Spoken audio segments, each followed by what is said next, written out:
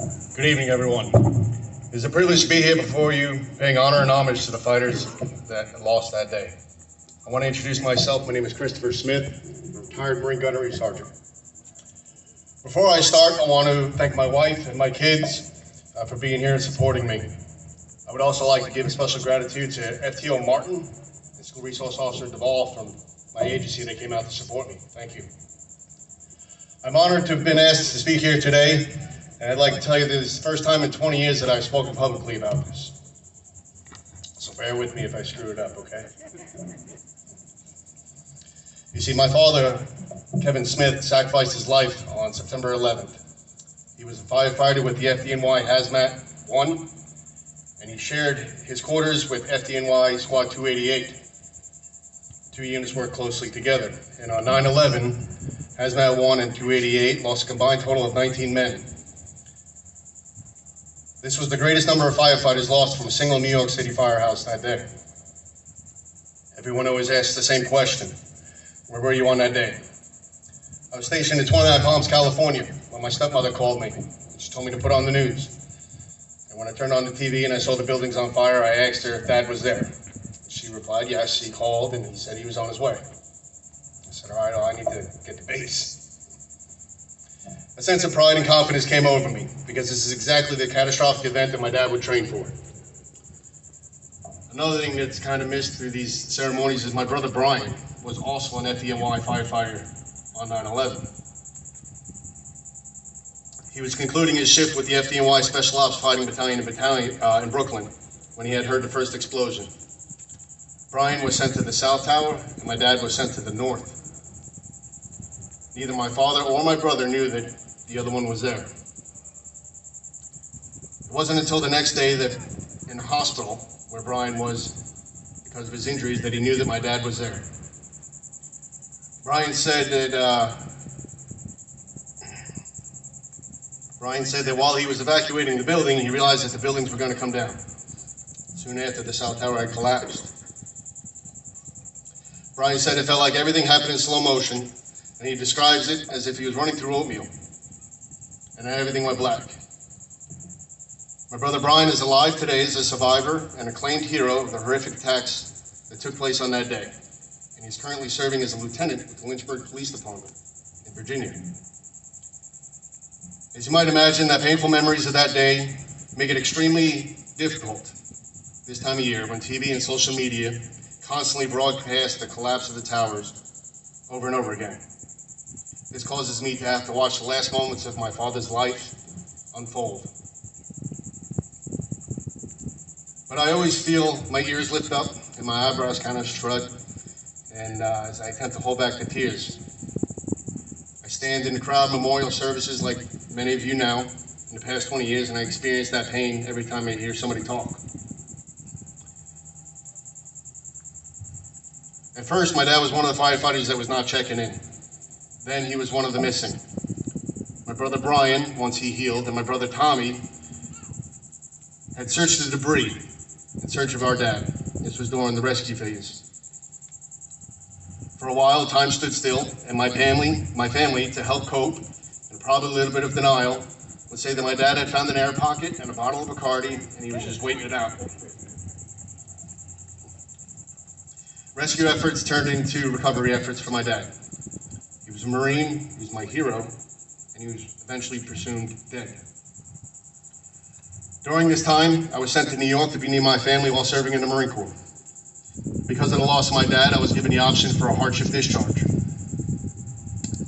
I chose to stay active and deploy with my Marines. My purpose for deploying was not based on vengeance, but to stand proudly in the face of adversity and to fight and make sure that an attack like this would never happen again, and so nobody else would feel the pain that I felt that day, along with so many others.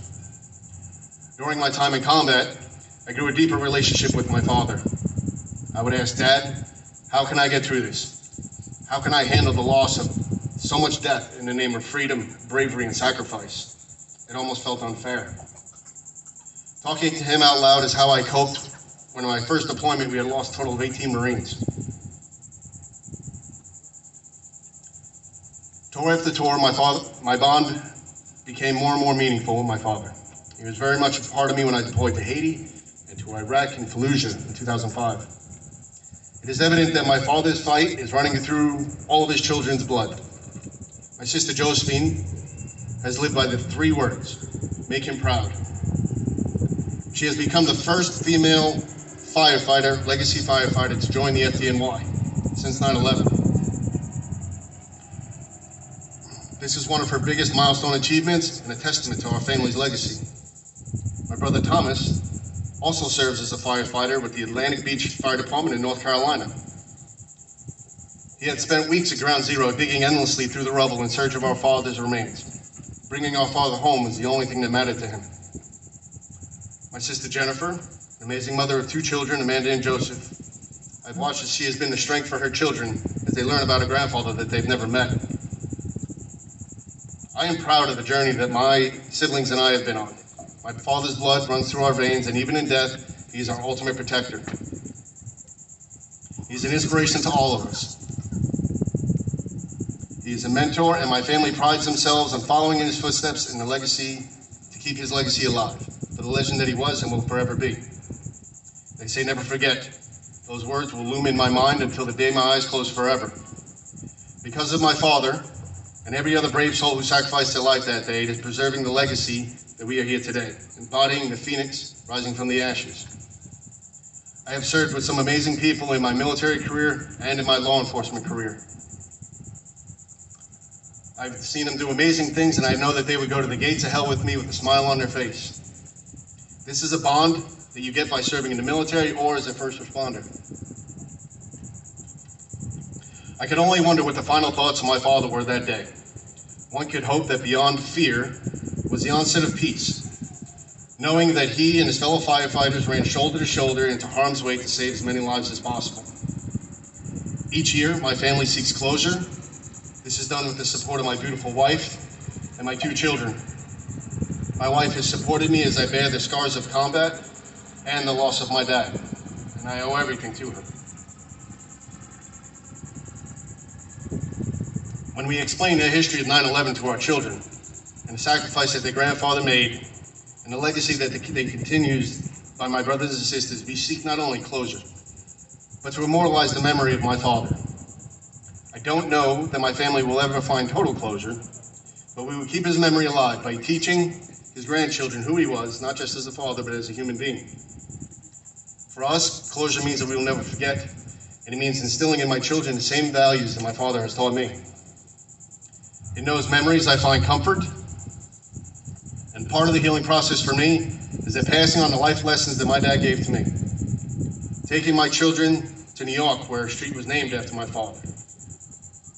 Taking them to Calvary National Cemetery, where the gravesite of my father is, as he lays with so many other military legends. A final note is to my 2 boys, Hunter and Nathan, who are here with me today. I know that you never met your grandfather, but know that as you look at your dad up on the stage today and the accomplishments that I have achieved, know that I am a direct reflection of your grandfather. Embrace your family's heroism. Learn of what they have achieved. And when you think of your grandfather, I want you to lift your chins high, because you are part of a lineage of amazing people that would lay down their lives without hesitation, just as your grandfather did. I want to thank everybody for again letting me speak today and convey my family's legacy and the realization that although that day was a horrible day, amazing things have come from it. And I hope that my family is a great reflection of that. Thank you again for your time. God bless.